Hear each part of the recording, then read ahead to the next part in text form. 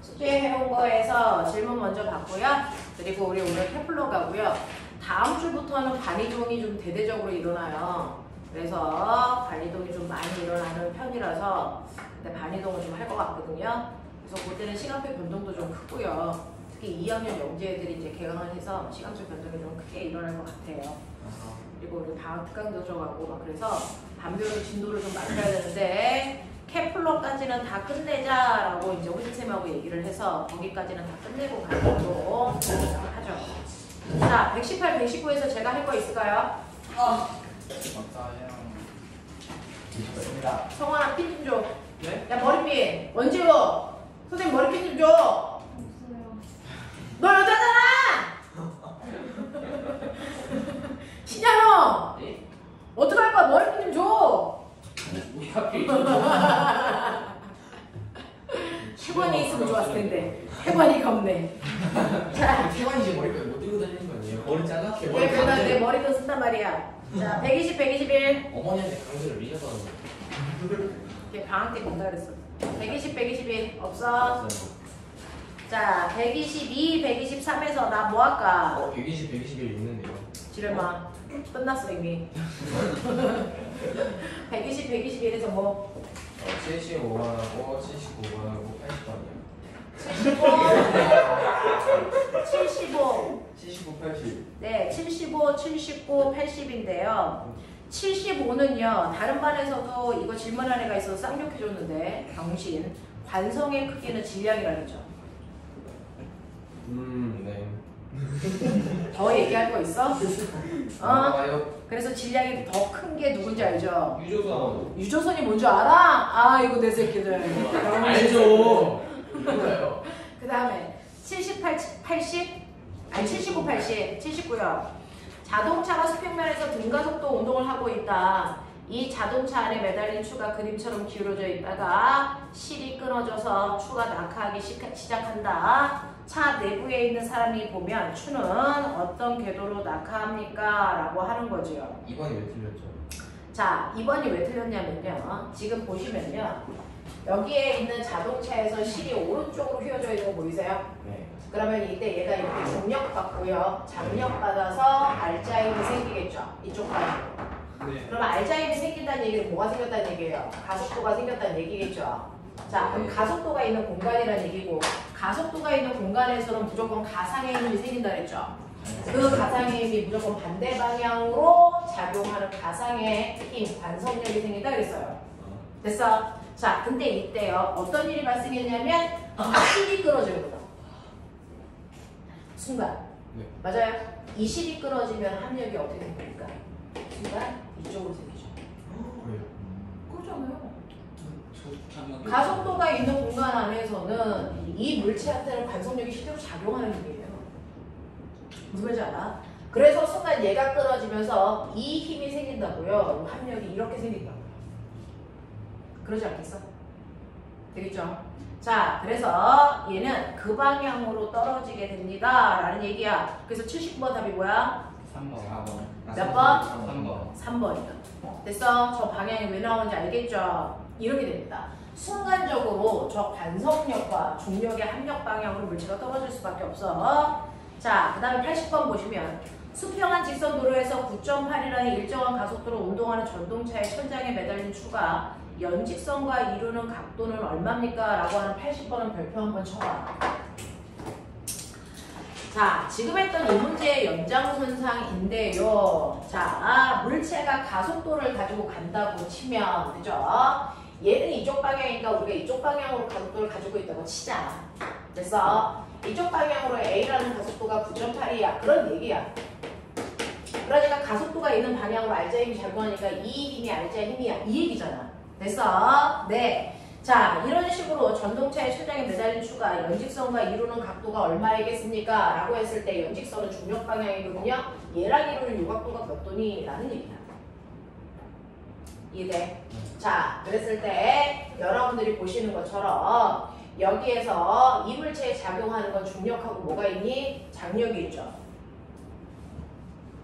아니잖아요. 이거 매달려 있는 거 아니잖아요. 아, 매달려 있는 추 맞죠? 네. 자, 그러면 중력은 mg이고요. 그 다음에 장력이 이쪽으로 t가 작용하죠. 그러면 합력은요. 이 둘을 이용해서 평행사변형 그리시면 이렇게 된다는 얘기죠. 그랬을 때 합력이 이렇게 나온 거죠. 그랬을 때 평행사변이니까 이게 mg면 얘도 얼마여야 되니? mg. 그리고 요 각도가 세타야. 그럼 요 합력이 얼마야? 이게 mg, 탄젠트, 세타. 이게 바로 이물체에 작용하는 R자림. R자림은 무조건 어떻게 구해? F는 N, A 이렇게 되잖아. 네. 맞아? 그랬을 때 M 날라가니까 여러분들이 알고 있는 그래서 네, 이 G 탄젠트 세타가 항상 움직이는 물체의 실제 가속도의 크기를 얘기해요. 그래서 네. 자, 그렇다면은 이때요. 탄젠트 세타는 G분의 A일 텐데 A도 중력 가속도가 똑같이 9.8이죠. 그러니까 이거 약분하면 얼마 나오니? 1 나오죠. 그러니까 탄젠트 세타가 1 나오려면 각도가 몇 도여야 되니? 45도여야 돼요. 라는 얘기야. 납득 버전. 이렇게 돼요. 그래서 휘어져 있는 각도만 봐도 됐어. 실제로 중력과 물체가 작용하는 장력의 크기를 비교할 수 있어요. 라는 얘기예요. 자, 그 다음에 넘어올게요. 122, 123에서 질문이라는 걸 해봐. 52번. 자, 52번이요. 자, 52번 보시면요. 52번에서는 어떤 내용이 있는지 볼게요. 자, 52번 보시면 전체의 질량이 1000kg의 승용차가 72km/h인데 밑줄 칠래? 우리는 MKS 단위로만 계산해. 그러니까 72km/h는 MKS 단위가 아니니까 이걸 바꿔줘야죠. 뭘로? m/초로. 됐어? 근데 하나만 기억하자. 36km/h가 얼마야? 10이야. 그러니까 72는 이거의 2배니까 얼마여야 돼? 20이야. 그래서 요거 하나만 머릿속에 집어넣으면 단위 환산하는 거 그렇게 어렵게 안 하셔도 돼요. 자, 그러면 이 정도의 크기로 자동차가 달리고 있다가 급브레이크를 밟습니다. 자, 브레이크를 건 순간부터 바퀴가 미끄러지기 시작합니다. 이때 물체의 운동마찰계수가 0.2라고 했을 때 몇 미터 밀려나갈까 이거예요. 우리가 실제로 브레이크를 밟으면 속력이 0이 될 때까지 바퀴는 멈추면서 그냥 밀려가는 거야. 마찰이 한 일을 한단 말이죠.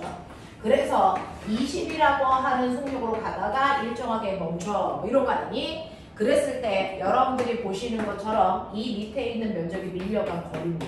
이거 구하라는 얘기입니다. 납득해요? 자, 근데 어차피 우리는요. 문제 푸는 이런 수능을 하는 게 아니고 사고력이야. 여기에서 우리가 생각할 수 있는 게 뭘까? 이 문제 어떻게 볼까? 자동차가 굴러가다가 브레이크를 걸었는데 바로 멈추지 않고 밀려간다는 거죠. 그랬을 때 나 궁금한 게 있어. 속력이 있으니까 이 자동차는 무슨 에너지가 있었니? 운동 에너지가 있었어요. 됐어? 그러면 우리 중학교 3학년 때 배운 내용이죠. 에너지는 반드시 됐어? 다른 형태의 에너지로 전환되거나 아니면 일하는 데 쓴다. 그러면 조금 있다가 얘 뭐합니까? 멈추죠. 그러면 멈췄다는 건 운동 에너지가 없어졌다는 얘기잖아. 그거 뭘로 바뀌었을까? 다른 형태의 에너지일까 아니면 일했을까? 일한 겁니다. 뭐 바로 마찰이 있는 공간을 지나갔기 때문에 뭐한 겁니까? 마찰이 한 일을 하는 데 다 썼다 이 얘기를 하고 싶은 거야. 알겠어? 에너지는 이유 없이 없어지거나 줄어들지 않습니다. 이유가 반드시 있어요. 에너지는 무조건 다른 형태의 에너지로 전환되거나 일하는 데 사용됩니다. 그 중에서 얘는 가다가 멈추는 동안 다른 형태의 에너지로 사용된 건 없고 마찰이 한 일로 바뀌었다 이 얘기입니다. 그럼 마찰이 한 일은 당연히 마찰력에다가 밀고가 뭘 곱하면 되겠니? 거리를 곱하면 돼요. 알아들어? 이런 얘기잖아. 자, 그랬을 때 운동에너지 2분의 1 mv 제곱이고요. 마찰이 한 일은 우리는 배운 사람들이니까 배운 티네. 마찰이 한 일은 마찰력에다가 밀고가 거리지만 마찰력이라는 건 어떻게 구합니까? 마찰 계수에다가 바닥을 누르는 수직항력이 얘 같은 경우에는 무게만큼이야. 되겠어? 그러니까 여기에서 실제로 질량은 지워질 거라서 의미 없는 값이니까 괜히 계산하지 말라는 얘기죠. 무슨 말인지 알아? 자, 그렇다면 간거리 얼마입니까? 라고 하는 간거리는 mu, g, b 분의 v 제곱으로 계산하면 돼. 이렇게 문자를 다 정리해놓고 숫자만 돼. 알겠니? 이렇게 가는 게 가장 깔끔합니다. 자, 그랬을 때 얼마 나올까요? 100m 나옵니까? 네, 그렇게 된대요. 자, 그 다음에 질문 없는 것 같으니까 넘어갈게요. 124, 125에서 저 질문해 주세요. 60번. 60번이요. 자, 60번은요. 선생님이 여러분들이 말씀드린 것처럼 실제 힘이 작용해서 가속도가 생기면 가속도가 있는 공간에서는 무조건 가상의 힘도 생긴다. 맞아? 그걸 관성력이라고 하는데 가상의 힘은 실제 힘과 무조건 반대 방향으로 생기는 거야 라고 얘기했거든요. 자, 그래서 그걸 측정하기 가장 좋은 게 엘리베이터 아니야 라고 했는데 그걸 현실화시켜서 문제로 만들어낸 겁니다. 자, 보시면 엘리베이터에 아이가 서 있죠. 자, 그 아이가 서 있는데요. 이거 옛날에요. 되게 못 사는 시대에 사용했던 저울이에요. 아, 요즘도 이거 쓰나? 목욕탕 가면 이거 있나? 아, 목욕탕 가면 이거 있구나. 요즘에 내가 목욕탕을 안 가봐서 그렇구나. 네, 그러니까는 진양이 옛날에 선생님이 보건소에 가서 신체 검사를 할 때가 있었어요. 건강검진. 근데 보건소에 체중계 올라가니까 그 아이가 말을 한다? 어떤 선생님이 올라갔는데 비만입니다. 이런 얘기가 막 나왔어요. 그래서 그 선생님 깜짝 놀랐었거든? 말하는 체중계가 있더라고요. 자, 그러니까는 질량이 40kg의 사람이 올라가 있어. 자, 그러면 이 사람이 이렇게 올라가 있으니까 평상시에는 이 체중계가 이 사람의 몸무게만큼 나오겠죠. 됐어? 자, 근데 그 옆에 보시면 시간에 따라 속력 변화를 나타내 드렸네요. 볼트 그래프예요. 자, 근데 얘가 어디로 가는지가 더 중요해요. 자, 그림같이 사람이 엘리베이터 안에서 몸무게를 재고 있습니다. 그 엘리베이터가 그림 나의 그래프와 같고요. 그 구간에서 체중계의 눈금은 각각 얼마겠습니까? 라고 얘기하는데 이 문제에 오류가 없네요. 자, 첫 번째 줄에 올라가고 있는 이 방향성을 설정하지 않으면 몸무게가 거꾸로 나와도 무방하거든요. 됐어? 자, 엘리베이터가 올라가고 있대요. 그럼 처음에 위쪽 방향으로 가속도가 있네. 이 얘기입니다. 됐죠? 네, 가속도 얼마입니까? 빨리 계산. 2입니다. 그래서 처음에 올라가고 있을 때요. 위쪽 방향으로 가속도가 작용했어요. 위쪽 방향으로 가속도가 작용했으니까 반속력을 아래로 적어봅니다. 맞냐? 이물체의 질량을 m이라고 하면 이물체는 무게 mg에다가 관속력 얼마? ma를 더한 만큼이야. 그치? 그러니까 머리 있으면 m에다가 g 더하기 a에서 곱하시면 되겠죠? 납득하냐? 네, 그래서 얘는 40kg이고요. g 더하기 a 하면 12니까 40 곱하기 12 얼마? 480이에요. 그래서 이때는 480N을 가리키겠네? 이런 얘기야. 됐죠? 자, 이 관속력은 언제 생기냐면 가속도가 있을 때만 생겨요. 가속도 여기 있어요. 자, 여기는 없어요. 그래서 등속으로 움직이는 구간에서는 관속력이 생기지 않습니다. 그때는 실제로 중력만 작용해요. 알겠어? 그래서 이때 얼마? 400N이야 라고 하는 두 번째 구간이 있어요. 자, 세 번째 구간은요. 속력을 줄이기 위해서 올라가고 있는데 속력을 줄이려면 힘을 아래로 줘야 되겠죠? 그래서 가속도가 아래로 붙습니다. 자, 가속도가 아래로 붙으면 관속력을 어디로 붙냐면 어디로 붙어요? MA만큼. 그렇다면 머리가 있다면 여러분들은 합력, 체중계를 누르는 합력은 어떻게? MG에서 MA를 빼면 되니까 이렇게 하시면 되겠죠. 되겠어? 그래서 40 곱하기 8 하시면 돼요. 얼마니? 300 얼마? 20N 이렇게 가시면 되겠죠. 뭐? 304 8 48이 32 이런 거. A가 그냥 A가 아니라 A의 가속도가 달라져? 네. A의 가속도 얼마야? 마이너스 2분의 3이야? 1.5 빼야 돼? 그러면 8.5 8.5니까 얼마? 340이야. 네, 이런 식으로 됐죠? 구할 수 있으시면 된다 라는 얘기입니다. 자, 마지막 가시면 126페이지, 127페이지에 61번부터 64번까지 질문. 61번이요. 그래서 64번 잘 모르겠어요. 네? 선생님이 그때 설명해 주는데 잘 모르겠어요. 공부해. 자, 61번 보시면 자, 그러니까는 어떤 고무줄을 잡아당기는 힘과 늘어난 길이를 나타낸 그래프입니다. 자, 이때 이 고무줄은요. 원래는 힘하고 늘어난 길이가 비례하지 않지만 지금 비례 그래프 나왔으니까 그냥 용수철이다 생각하시면 돼요. 됐죠? 자, 그래프 가는요. 그래프 나는 이 고무줄을 접어서 두 겹으로 만든다라는 거죠. 자, 우리 기억나요? 용수철이 있는데 용수철의 원래 탄성계수가 K다. 근데 이걸 자르면 탄성계수 어떻게 된다? 죽여버려. 2배 늘어나죠. 원래 길이와 탄성계수를 곱한 값은 항상 일정한 값을 가져야 된다. 그러니까 길이를 절반으로 자르면 탄성계수는 2배 늘어난다. 당신들아. 확 그냥 정신 안 차려? 맞지? 네. 이성질을 그대로 쓰겠다는 거야. 그러니까 짧으면 짧을수록 늘어나는 길이가 줄어들고 있거든요. 단단해진단 말이야. 됐어? 그래서 이거 하나가 2K로 바뀌어. 더 단단해. 잘 안 늘어나. 근데 이거 자른 거 버리지 않고 그 옆에 또 붙여. 됐어? 그럼 더 단단해지겠지. 맞아? 더 안 늘어나겠지. 그럼 탄성계수 얼마짜리로 바뀌면 돼? 4K. 그러니까 처음보다 4분의 1 더 안 늘어나. 이런 뜻이야. 무슨 말인지 알겠어? 네. 그래서 이 용수철은 처음보다 더 단단해져요. 몇 배? 4배. 그래서 늘어나는 길이가 4분의 1로 줄어요. 라는 얘기야. 네. 그래서 8N에 힘을 주면 겨우 1cm 늘어나요. 이런 얘기를 하고 있는 거야. 네. 자, 그러면 이런 상태로 되었을 때요. 승강기가 움직일 때 고무줄이 3cm 늘어난다면 8N을 매달면 겨우 1cm 늘어나는 용수철로 바뀌었는데 얘가 3cm 늘어났다는 얘기는 얼마의 힘을 줬다는 얘기니? 24N의 힘을 줬다는 얘기겠지. 되겠습니까? 이해돼요? 네, 그런 얘기를 하고 있는 거예요. 자, 그 다음 거 갈게요. 그 다음에 64번 문제예요. 64번 병신이 질문했으니까 대답해주죠. 한 번만 해본다. 자, 선생님이 이렇게 했었던 거 기억나죠? 이렇게 해서 이렇게 밀었던 거 기억나죠? 네. 안 떨어진다 그랬죠? 됐습니까? 네. 자, 이때요. 안 떨어지는 이유는 저 물체가요. 아래쪽으로 받는 중력이 없어진 게 아니고 중력만큼 뭐가 생겼기 때문이다? 마찰력이 생겼기 때문이다. 되겠죠? 자, 마찰력은 뮤 L인데 이 L의 정체는 뭐냐? 두 물체 사이에 수직으로 누르는 힘이다. 수직으로 누르는 힘이다. 맞습니까? 이거죠. 자, 그 힘의 근원이 어디서 왔냐? 뒤에 있는 커다란 물체에서 왔죠. A에서. A의 질량은 라지 M이고 자, B의 질량은 스몰 M인데 내가 왼쪽에서 오른쪽으로 힘을 F만큼 줘요. 힘을 주면 항상 그 힘은 질량 B로 배분해서 나눠 씁니다. 예를 들어 얘가 2kg고 얘가 1kg면 힘을 2대1로 나눠 쓴다고요. 맞아. 그래서 얘가 받은 힘은 3분의 1밖에 안 되죠. 그걸 수식으로 표현하면 뭡니까? 라지 M 플러스 스몰 M분의 M만큼의 힘을 얘가 건네받는 거고 그 건너받는 힘이 바로 수직으로 누르는 수직항력이 되는 거죠. 되겠어? 그래서 이 자리에 들어가야 되는 수직항력은 라지 M 플러스 스몰 M분의 MF인 거고요. 됐죠? 네, 거기다 마찰력에서 뮤를 곱해야 되겠죠? 그래야 마찰력이 되겠죠?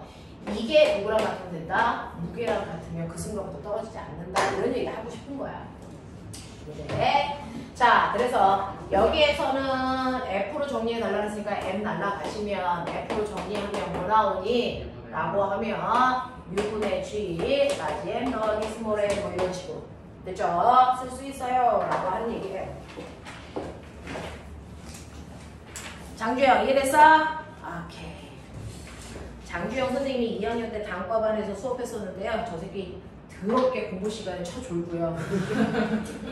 내신을 엄청나게 길게 하려고 하고요. 그랬다가 지금 한이 양반되잖아요.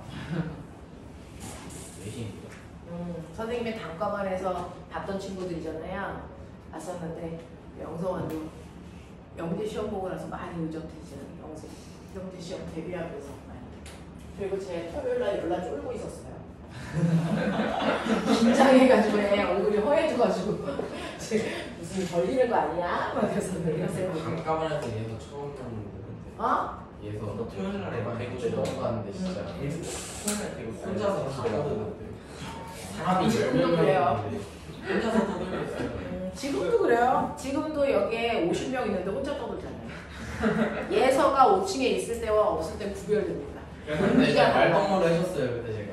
호텔에 이름은 몰라도 호텔에 말동무를 묵었는데 하셨어요. 방금 지금 시험 보는 애들이 엄청 많던데요. 그렇지. 광주는 하루에 내려가기가 좀 힘드니까 전날 주로 가죠. 아침에 조식을 보러 갔는데 누가 와도 안경 쓰고 사모님 같은 애들이 한 드글드글 거려가지고 아 너도 시험 보러 왔니? 뭐 어떤 애들이 서로 껴안더라고요. 선생님은요. 저희 딸이 상산이잖아요. 전라도예요. 진주인가? 선생님 딱 한 번 가봤어요. 계속 주말에 수업이 있어서 못 가고 그래서 우리 딸이 자기는 엄마 없다고 소문났다고 막 시험 보는 날도 걔는 엄마가 있는지를 주변 친구들이 잘 몰라요. 졸업식 날도 선생님 안 갔거든. 입학식 때도 안 가고 단과 수업이 있어서 그래요? 재수해요 지금.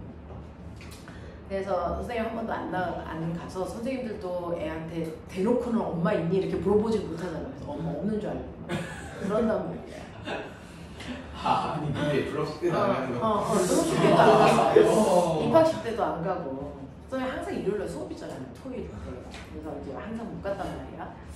근데 시험 보러 갈 때, 상상 시험 보러 갈 때 지 아빠랑 둘이 하루 종일 내려갔었거든. 그래서 이제 좋은데 묵어 그래서 선생님 검색해서 호텔을 예약을 해줬단 말이야. 근데 갔는데 호텔이 아니고 모텔처럼 생긴 거야. 이름만 호텔이었어. 네, 저도 그랬어요. 지 아빠랑 둘이 갔는데 그 호텔 사장이 되게 이상한 관계를 보더라는 거야. 딸이랑 아빠가 왔는데 딸이랑 아빠인 줄 안 보고 나이 많은 아저씨하고 중학생 아이가 오니까 되게 이상하게 쳐다봐가지고 자기 엄마 엄청 쪽팔렸어 막. 그래서 자기가 크게 아빠 하고 불렀다고 그런 얘기를 하더라고요. 그랬습니다. 네. 그래서 호텔이라고 하면 호텔이어야 되잖아. 근데 갔는데 그랬더니 엄마 어떻게 모텔을 잡을 수가 있어? 야 이름이 호텔이야. 그랬었군요. 그랬다고 하더라고요. 별별 다 했는데 경험해 보세요. 네. 언제 한 번 오셨어요? 한 번 가셨다며요. 언제 갔냐면 수능 볼 때. 수능 보는 날 선배들 이제 파이널 기간이잖아요. 수능 볼 때가. 그때 하고 작년 선배들 하루 수업 빼고 갔었죠. 그래서 처음 학교를 봤네요. 항상. 이렇게 생겼어? 그랬습니다. 되게 무심하죠. 선생님이 약간 좀 무심한 편입니다. 저희 딸한테는. 그래서 나는 우리 딸에 비해서 너네들한테 엄청 잘해주고 있는 편. 자, 그죠? 오늘부터 하셔야 되는 거. 우리는 다 물 원밖에 안 한 친구고 뭐 주영이하고 성현이가 물투를 했었어도 기억 못하는 아이들이니까 물투를 안 했다고 치고 우리는 다 물 원밖에 안 했던 친구라서 이 케플러 법칙 처음입니다. 그래서 다른 반에 비해서 자세히 해봐드리도록 할게요. 자, 오늘 하셔야 되는 거, 오늘 하셔야 되는 게 맨날 시간 선물 쳤을 때 오늘 행성의 운동입니다. 우와. 이 행성의 운동은 관념적이지 않고요. 실제로 수치적으로 정확하게 설명하는 게 이제 물리 시간에 해야 되는 얘기겠죠. 자, 그걸 한번 해볼 테니까 보세요. 자, 하늘에 떠 있는 천체. 선생님 천체 물리학과 나왔잖아요. 자, 하늘에 떠 있는 천체들은 각각의 지위가 있어요. 지위, 역할이 있단 말이죠. 그 중에서 우리가 알고 있는 별이라는 아이는 별이 되기 위해서는 조건이 있어요. 별을 다른 말로 원래는 뭐라고 해야 된다? 행성이라고 해야 되고. 자, 별이 되기 위해서는 조건이 있죠. 반드시 뭐 해야 된다? 스스로 뭐를 해야 되니까? 빛을 내야 됩니다. 고등학교 올라가면 조금 더 자세히 배우죠. 스스로 빛을 내는데요. 그냥 타면 별이니? 아니야. 됐어? 그래서 여러분들 발광성으로 별이라고 안 합니다. 왜? 걔는 타면서 빛을 내기 때문이야. 그러면 별이라고 하는 아이들은 어떻게 빛을 내요? 라고 하면 이때 맞습니다. 그래서 바로 그 천체 속에서 뭐가 일어나요? 핵융합을 통해서 에너지가 방출되고 그 방출되는 에너지에 의해서 빛이 나오는 아이들만 우리는 별이라고 하는 겁니다. 됐어? 네. 그래서 원시별일 때는 그냥 타고 있으면서 빛내잖아요. 그래서 진짜 별이라고 안 하고 원시별이라고 하는 거고, 걔가 더 뜨거워져서 핵융합이 가능한 그 순간부터를 우리가 주계열성 이렇게 얘기하는 진짜 별이 되는 거야. 무슨 말인지 알지? 자, 그래서 스스로 빛을 내고 있는 아이들을 별이라고 하고요. 태양계에서는 이 별의 지위를 갖는 게 태양밖에 없어요. 자, 그러면 이 별이라는 아이를 중심으로 해서 돌고 있는 아이들이 있죠. 얘네들을 뭐라 그러니? 얘네들을 우리가 뭐라 그런다? 행성이라고 합니다. 됐죠? 얘네들을 행성이라고 한다. 그래서 행성은 반드시 우리가 알고 있는 항성을 중심으로 뭐하고 있어야 된다? 공전하고 있어야 된다. 이 얘기입니다.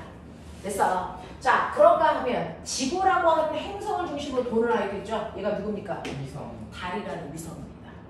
됐어? 네, 근데 인간들이 기술이 발달해서요. 달 대신에 다른 애들 띄워서 돌리죠. 그걸 뭐라 하니까 인공적으로 만들어진 위성 이런 뜻입니다. 됐죠? 자, 그래서 이런 식으로 천체들의 운동과 역할에 따라서 이렇게 지위들을 결정을 하는데 그 중에서 행성들은 반드시 움직이고 있어야 되거든요. 그 움직임에도 규칙성이 있다는 거예요. 행성들이 움직이는데 아무렇게나 움직이지 않는다. 그 행성들이 가지고 있는 규칙성이 있다는 걸 옛날 과학자들이 밝혀낸 거죠. 자, 그 중에서 여러분 옛날에는 점성술사들이 나라의 온두제였습니다. 그쵸? 그 점성술사의 역할을 가지고 있었던 사람이 티코브라헤야. 그래서 티코브라헤가요 20년 동안 그 지체를 가지고요 하늘에 떠있는 천체들의 위치를 정확하게 관측해서 기록한 사람이에요. 근데 문제는 관측하는 능력은 뛰어나요. 근데 문제는 관측한 자료를 분석할 수 있는 수학적 역량이 떨어지는 아이죠. 그래서 연마을에 수학을 되게 잘하는 점성술사가 있죠. 이름이 케플러입니다. 그래서 그 사람한테 내가 가지고 있는 20년 동안 모아놓은 관측 자료를 우리 같이 분석하자 이렇게 한 거죠. 그래서 동업하기로 하고 그 다음날 죽었습니다. 티코브라헤가.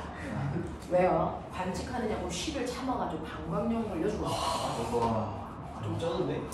그러니까 동업하기로 하기로 했으니까 그 동업하려고 했던 그 자료들이 다 케플러한테 유산으로 갑니다. 와, 개꿀이.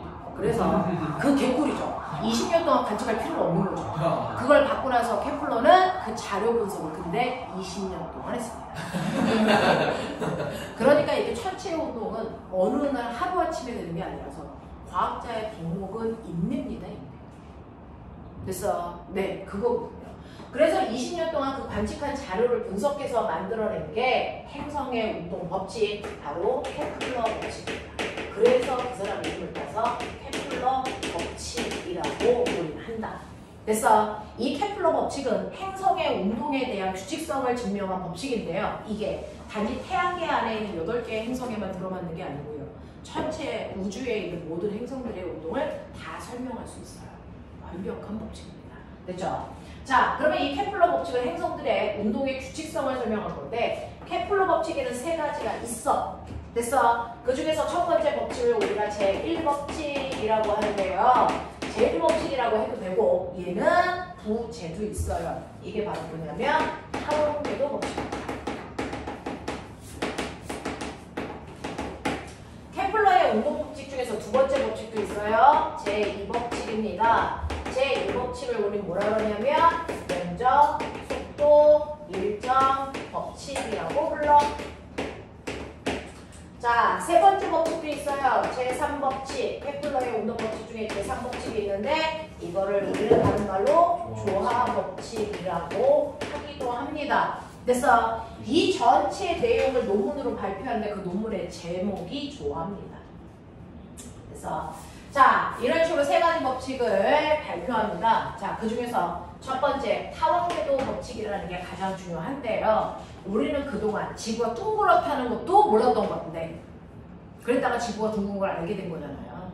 자, 근데 이런 둥그런 지구가 태양을 중심으로 공전할 때요. 옛날에는 원궤도를 그리면서 돈다라고 생각했어요. 당연히 원궤도를 그리면서 돌겠지. 그러니까 항상 태양으로부터 일정한 거리만큼 떨어진 곳을 돌고 있겠지 라고 생각을 했는데 티코브라헤가 관측한 자료를 통해서 보니 같은 거리만큼 떨어진 곳에서 운동했을 때 나타나지 않는 현상들이 생겨요. 대표적인 게 개기일식과 금화일식입니다. 이런 것들이 일어나요. 자, 달이 태양을 가릴 때 어떨 때는 태양을 다 가리는데 어떨 때는 태양을 다 가리지 못하잖아요. 그건 거리차가 있어야 가능한 일입니다. 네, 잠시만.